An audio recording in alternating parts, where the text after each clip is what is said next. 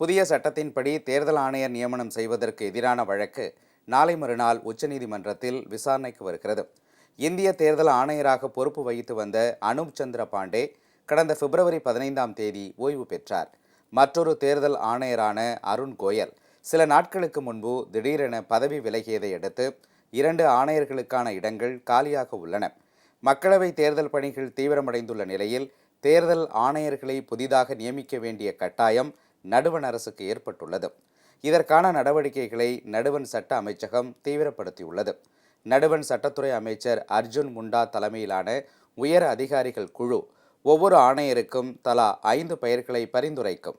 அதன் அடிப்படையில் பிரதமர் மோடி தலைமையிலான மூவர் குழு நாளை மறுநாள் ஆலோசனை நடத்தி புதிய ஆணையர்களை தேர்வு செய்ய உள்ளதாக தகவல் வெளியாகியுள்ளது.